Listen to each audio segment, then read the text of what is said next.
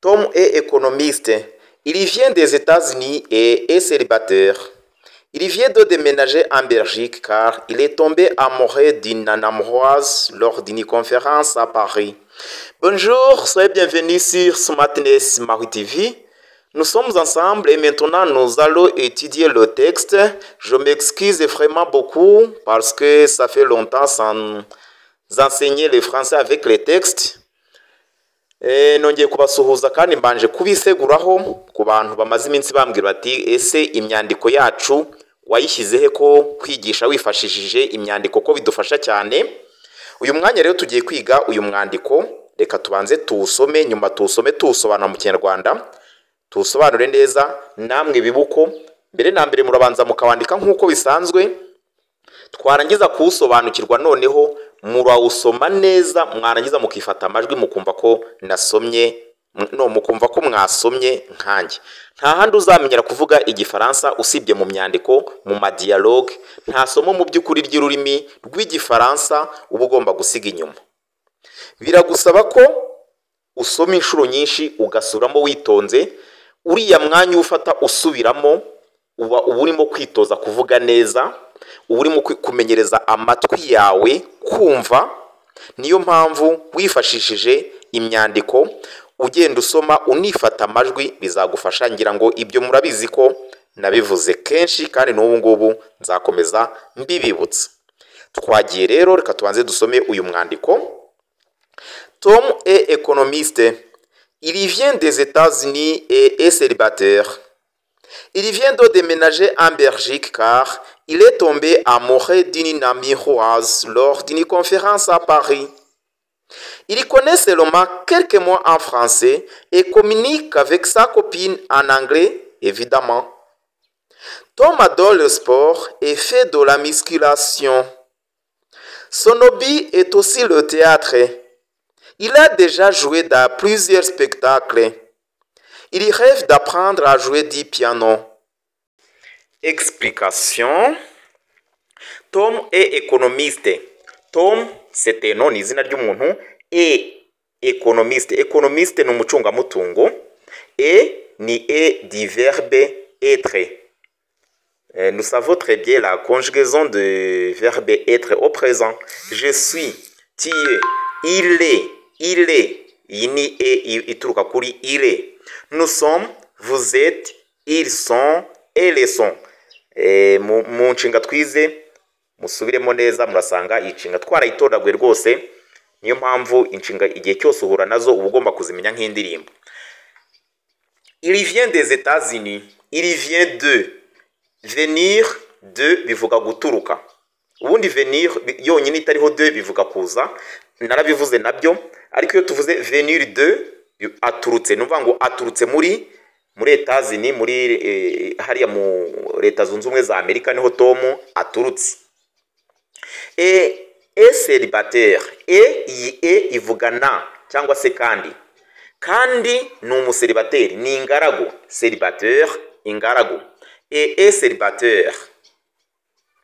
Il vient de déménager. Il vient de. Urabona ya nshinga barongeye barayitona ngo il vient de.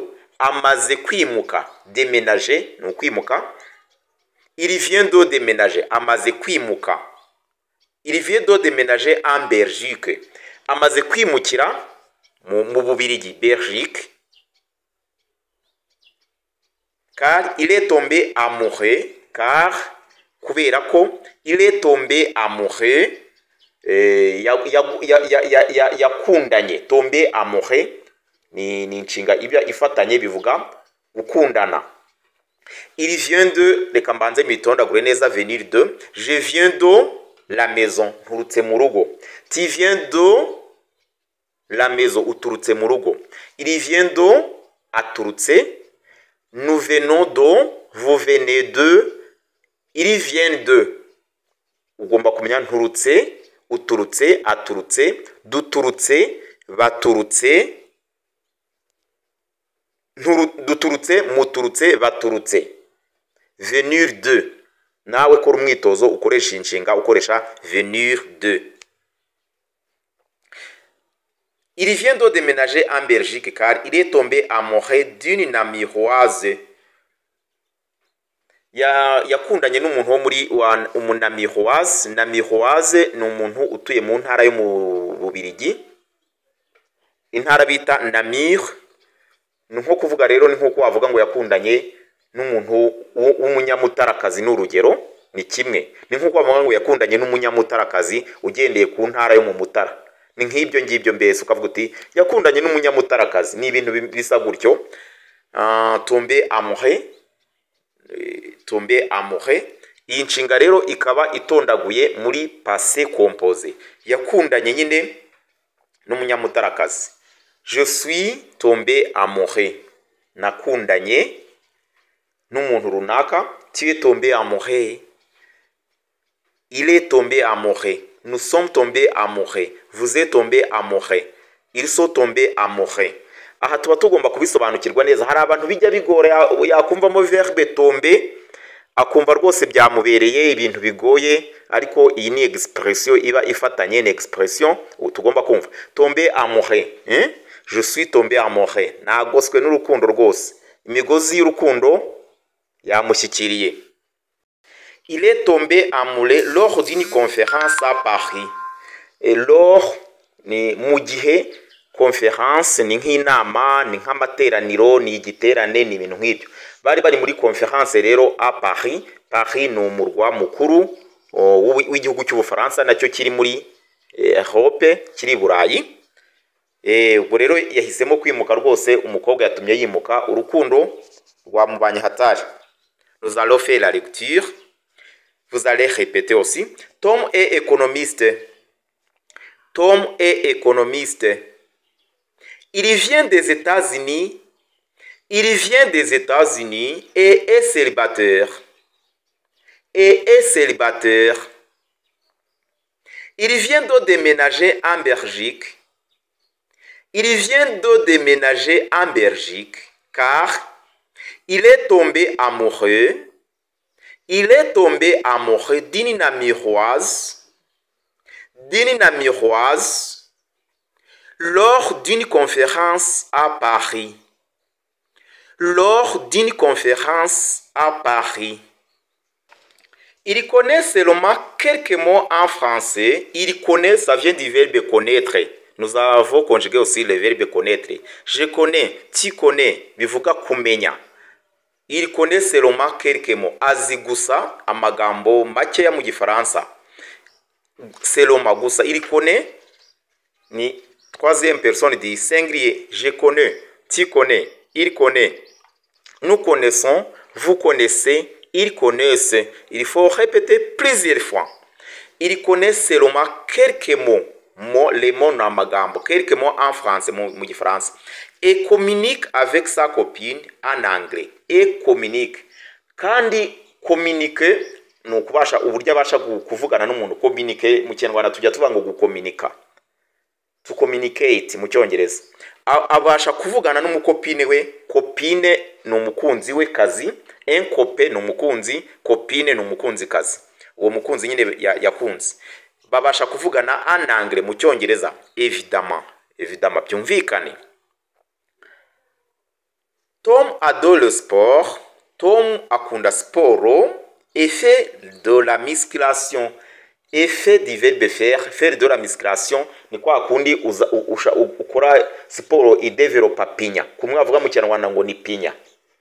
Kwa kundi ugira igituza ukagira amaboko, mbese ni umusore uhamye kubera araterura buriya.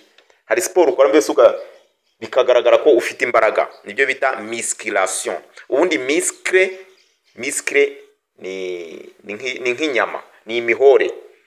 Muscles mu Cyongereza. Muscle, imihore.